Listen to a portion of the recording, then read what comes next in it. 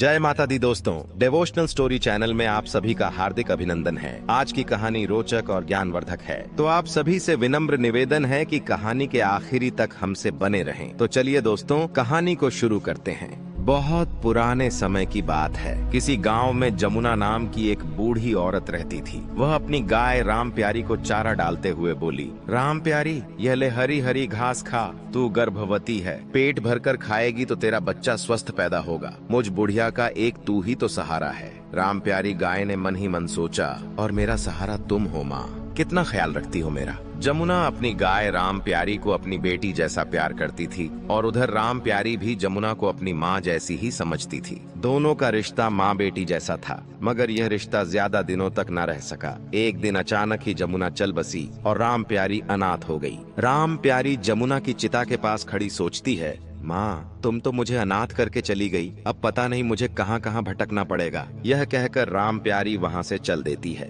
जमुना धार विचारों की महिला थी, और उसके साथ रहने के कारण राम प्यारी में भी गहरी धार्मिक आस्था पैदा हो गई थी। राम प्यारी महादेव की सच्चे मन से भक्ति करती थी, इसीलिए वह रंभाते हुए शिवलिंग के पास जाकर खड़ी हो जाती है और कहती है, हे महादेव, मेरी जमुना माँ को बैकुंठ में जगह देना है, साथ ही मेरी और मेरे होने वाले बच्चे की रक्षा करना। भोलेनाथ उस दिन के बाद राम प्यारी गांव के पास जंगल में भटकने लगती है। वह भूख लगने पर हरी हरी घास चरती और फिर जंगल में पुराने शिवलिंग के पास आकर आराम करती। सोते जागते और उठते बैठते वह बस महादेव का नाम ही रटती रहती। ओम नमः शिवाय, ओम नमः शिवाय। एक दिन राम प्यारी को जोर की भूख लग जाती है, तो वह सोचती है, आज तो बहुत भूख लगी है और नदी के पास कोमल कोमल घास खाने का मन है, आज उधर ही जाती हूँ। यह कहकर राम प्यारी कोमल घास की चाह में नदी की तरफ चल पड़ती है। उसी समय घसिया नाम का कसाई जंगल में किसी जानवर का शिकार करने के लिए घूम रहा होता है। घसिया जब राम प्यारी को देखता है तो उसके मन में लालच आ जाता है और वह खुद से कहता है, वाह जी वाह, यह गाय तो बड़ी ही हिष्ट पुष्ट है और गर्भवती भी लगती है। क्यों ना इसे घर ले चलूं? जब तक दूध देगी इसका दूध पीऊंगा, और जब दूध देना बंद कर देगी तो इसे काट दूंगा, किसी को पता भी नहीं चलने दूंगा। यही सोचकर घसिया गाय को रस्सी से बांधकर घर ले आता है और सबसे छिपाकर एक छप्पर में बांध देता है। गाय रंभाने लगती है तो घसिया उसके आगे घास डालकर उसकी पीठ पर हाथ फेरते हुए कहता है, अरे मैं एक कसाई हूँ, जानवरों को मारकर उनका मांस बेचना और खाना मेरा पेशा है, पर याद रख, तू जब तक मुझे दूध देती रहेगी मैं तुझे नहीं मारूंगा। कसाई की यह बात सुनकर राम प्यारी बहुत घबरा जाती है, मगर फिर मन को तसल्ली देते हुए खुद से कहती है, अरे भले ये आदमी कसाई है, मगर फिर भी जब तक मैं इसे दूध देती रहूंगी ये मुझे नहीं मारेगा, इसीलिए मैं इसकी बात पर भरोसा कर लेती हूँ। यही सोचकर राम प्यारी शांत भाव से कसाई के घर रहने लगती है। कसाई राम प्यारी की खूब सेवा करता और उसे पौष्टिक आहार देता है। इस कारण कुछ ही दिनों में राम प्यारी की सेहत और भी अच्छी हो जाती है। यह देख राम प्यारी खुश होती है और मन ही मन सोचती है, यह कसाई तो मेरा बहुत ख्याल रखता है। जब मेरा बच्चा जन्म लेगा और मेरे थन में दूध उतरेगा तब मैं इस कसाई को दोनों वक्त बाल्टी भर भर के दूध दूंगी। मगर घसिया एक कसाई था और इसी कारण उसे हर जानवर में बस मांस ही दिखता था। वह अपने घर कोई जानवर पालता भी था तो उसे काटने के लिए ही पालता था। एक दिन उसके पास मांस का एक बड़ा ऑर्डर आता है तो वह राम प्यारी की ओर देखते हुए कहता है, क्यों न इसको काट कर बेच दूं? किसे पता चलेगा कि मांस गाय का है या जंगली भैंसे का। यही सोचकर कसाई राम प्यारी को काटने के लिए तैयार हो जाता है और राम प्यारी थर थर कांपते हुए महादेव को याद करती है और कहती है, हे महादेव, मैंने तेरी मन से भक्ति की है, मेरी भक्ति की लाज रखो भगवान, और मेरी और मेरे गर्भ में पल रहे मेरे बच्चे की रक्षा करो। राम प्यारी के यह कहते ही शिवलिंग से एक नाग निकलता है और कसाई के घर प्रकट होगो उसे डस लेता है। आय हाय, नाग ने डस लिया मुझे। अरे, गाय को काटने की बात सोचकर बहुत बड़ा पाप किया मैंने। भगवान ने मुझे मेरे उसी पाप की सजा दी है। हाय रे। यह कहते हुए कसाई वहीं मर जाता है। महादेव के चमत्कार से राम प्यारी कसाई की कैद से आजाद होकर जंगल की ओर चली आती है और कहती है, हे महादेव, तूने मेरे और मेरे बच्चे के प्राण बचाकर हम पर बहुत बड़ा उपकार किया है। उस दिन के बाद राम प्यारी जंगल में ही रहने लगती है।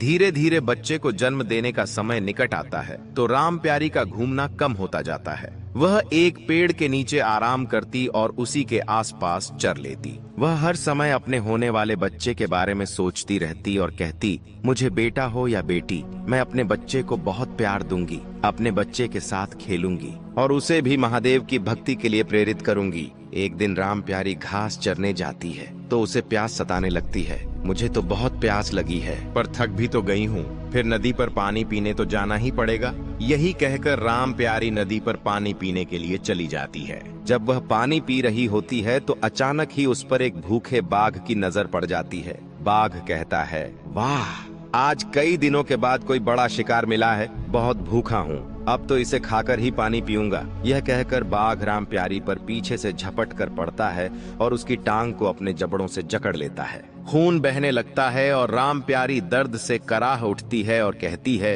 हे महादेव, मेरी रक्षा करो, मुझ पर तो संकट पर संकट आ रहे हैं। राम प्यारी जैसे ही महादेव को याद करती है, महादेव उसके सामने प्रकट हो जाते हैं और कहते हैं, बाघ, तुम अपने भोजन के लिए कोई और शिकार ढूंढो। राम प्यारी मेरी भक्त है और मैं अपने भक्त की हमेशा रक्षा करता हूँ। यह सुनते ही बाघ राम प्यारी को छोड़कर भाग जाता है। महादेव अपनी दिव्य शक्ति से राम प्यारी के घावों को ठीक कर देते हैं। फिर राम प्यारी को अपना आशीर्वाद देते हुए कहते हैं, राम प्यारी, मैं तुम्हारी भक्ति से बहुत प्रसन्न हूँ। आज के बाद तुम और तुम्हारा होने वाला बच्चा सदैव सुखी रहेंगे। अब तुम पर कोई संकट नहीं आएगा। यह कहकर महादेव अदृश्य हो जाते हैं और राम प्यारी जंगल में आगे बढ़ती है तो उसे एक महात्मा जी मिल जाते हैं। महात्मा जी राम प्यारी से कहते हैं, हे गौ माता, मेरी आपसे विनती है कि आप मेरे साथ मेरे आश्रम में चलकर रहें। इससे हम साधुओं को आपकी सेवा और आपके अमृत समान दुग्ध पान करने का अवसर मिलेगा।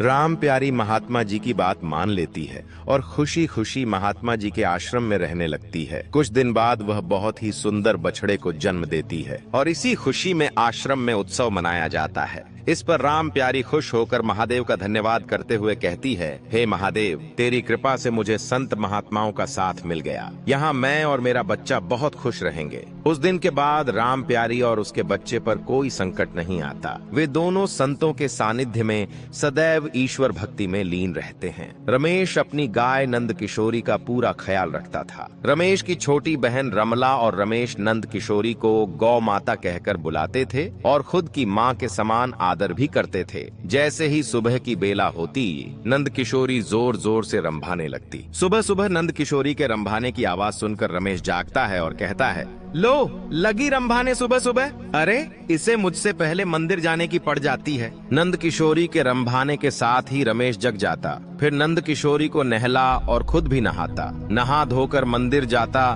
तो गाय भी उसके साथ साथ मंदिर जाती। रमेश जब तक मंदिर में दुर्गा माँ के दर्शन करके लौटता, नंद किशोरी आसपास घास चरती रहती और फिर मंदिर की सीढ़ियों के पास खड़ी होकर रंभा लगती, मानो वह भी दुर्गा माँ की स्तुति करती हो। क्यों री नंद किशोरी, कर ली दुर्गा माँ की भक्ति, अब घर चले। रमेश और रमला दोनों भाई बहन की नजर हमेशा नंद किशोरी पर ही टिकी रहती थी। उनका दिन नंद किशोरी को चारा पानी देने और उसके लाड़ लड़ाने में ही बीतता था। भैया, हमारा घर नंद किशोरी के कारण ही चलता है। देखो ना, जब से इसने दूध देना बंद किया है, घर में आमदनी कितनी कम हो गई है। अरे तू चिंता क्यों करती है पगली, बस 2-3 महीने की ही तो बात है, घर में फिर से दूध की नदियां बहने लगेंगी। गांव के मन्नू लाला और उसकी पत्नी कमला की नजर काफी दिनों से रमेश की गाय पर टिकी थी। वे शहर में एक डेयरी चलाते थे और इसीलिए उन्हें आए दिन नई नई गाय खरीदने की जरूरत होती थी। मैं तो कहूँ किसी भी तरह रमेश की गाय खरीद लो, दोनों टाइम बाल्टी भर भर के दूध देती है। अरे कमला, कसम रुपए पैसे की, वह गाय तो मुझे भी बहुत पसंद है और अब मैं उसे रमेश से लेकर ही रहूंगा। एक दिन रमेश अपनी गाय के साथ दुर्गा माँ के मंदिर से घर लौट रहा होता है तो अचानक ही मन्नू लाला उसके रास्ते में आ जाता है। कसम रुपए पैसे की। क्यों बे रमेश, तेरी गाय 7 महीने की गर्भवती है ना? हाँ लाला जी, तो तू उसे मुझे बेच दे, कसम रुपए पैसे की, अच्छा दाम दूंगा तुझे। मन्नू लाला जैसे ही गाय को बेचने की बात कहता है, रमेश का तो दिमाग गर्म हो जाता है और वह कहता है, आपको गाय बेच दूं यह जानते हुए भी कि आप गायों के तन से सारा दूध निचोड़ लेते हैं और जब वे दूध देना बंद कर देती हैं, उन्हें सड़कों पर गंदगी खाकर जीने के लिए छोड़ देते हैं। कसम रुपए पैसे की, बिना दूध वाली गाय को घर में रख कर करें भी क्या, मुझे अपनी गाय नहीं बेचनी। यह कहकर रमेश अपनी गाय को लेकर आगे निकल जाता है और मन्नू लाला क्रोध में बड़बड़ाते हुए कहता है, कसम रुपए पैसे की, अब तेरी नंद किशोरी तो गई, समझो। एक दिन रमेश मंदिर में दुर्गा माँ की पूजा अर्चना करके जब मंदिर से बाहर आता है तो हैरान और परेशान हो उठता है। अरे नंद किशोरी कहाँ गई? इस समय तो वह हमेशा यहाँ मंदिर की सीढ़ियों के पास खड़ी होती थी। अरे रमेश बेटा,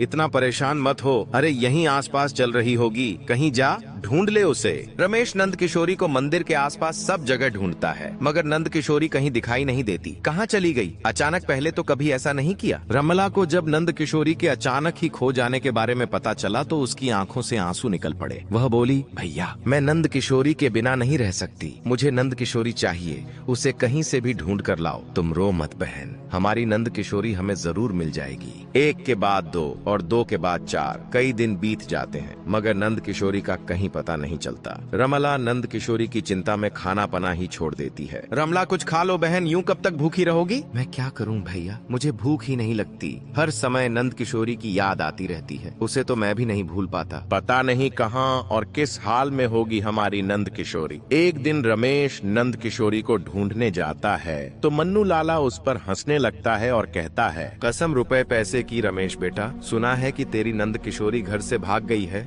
नंद किशोरी के बारे में ऐसा मत बोलो लाला, मैंने उसे अपनी माँ का दर्जा दिया है। माँ का दर्जा? पर उसने तो तुझे बेटे का दर्जा नहीं दिया ना, अगर देती तो क्या ऐसे भागती भला? नंद किशोरी घर से क्या गई, घर सोना ही हो गया। रमला का हाल बेहाल हो रहा था और रमेश का मन भी नंद किशोरी के बिना हमेशा उचाट रहता था। अब बेटा रमेश, ऐसे परेशान होने से क्या हासिल होगा? अगर नंद किशोरी कहीं भी नहीं मिल रही तो पुलिस थाने में रपट लिखवा दे, हो सकता है पुलिस उसे ढूंढ दे। अब तो बस माँ दुर्गा का ही भरोसा है। पुजारी चाचा, पुलिस गाय ढूंढे ना ढूंढे पर दुर्गा माँ उसे अवश्य ढूंढ लाएगी। अगर तुझे दुर्गा मैया पर इतना ही विश्वास है बेटा तो देखना, माँ तेरा भरोसा कभी टूटने नहीं देगी और उसे अपनी दिव्य शक्ति देती है। माँ से शक्ति मिलते ही नंद किशोरी लोहे की जंजीरों को तोड़कर खुद को आजाद कर लेती है। कमला हैरानी से चिल्लाई, अरे यह क्या, गाय तो भाग रही है, उसे पकड़ो। जी, जाएगी तो तभी ना जब मैं इसे जाने दूंगा। यह कहकर मन्नू लाला और उसकी पत्नी नंद किशोरी को वापस घेरने के लिए उसकी तरफ दौड़ते हैं, मगर नंद किशोरी उन्हें अपने सींग पर उठाकर पटकने लगती है। हाय, मर गई, मेरी तो कमर ही टूट गई जी।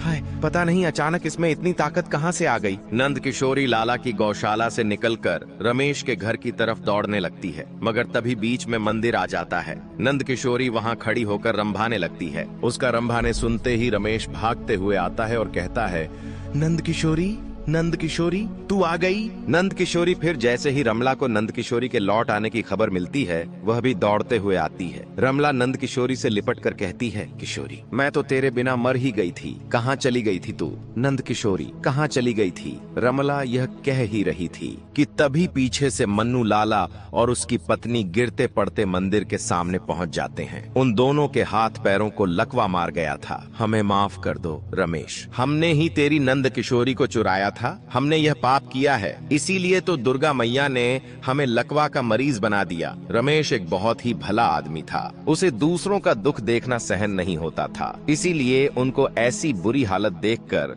वह उन पर तरस खाने लगता है और कहता है, लाला भा, गौ माता की सेवा करने का व्रत लो और माँ दुर्गा से माफी मांग लो, हो सकता है कि माँ तुम्हें माफ कर दे। रमेश के यह कहने पर मन्नू लाला और उसकी पत्नी दोनों माँ दुर्गा की मूर्ति के सामने बैठे लेटकर अपने पापों की माफी मांगते हैं और माँ दुर्गा की कृपा से उनका लकवा ठीक हो जाता है। फिर उस दिन के बाद से वे दोनों भी रमेश की तरह सच्चे मन से गौ माता की सेवा करने लगते हैं। दोस्तों, यह कहानी आपको कैसी लगी? हमें अपने विचार कमेंट करके जरूर बताएं। अगर यह कहानी आपको अच्छी लगी हो तो इसे लाइक और शेयर करें। चैनल को सब्सक्राइब करना न भूलें। जय माता दी।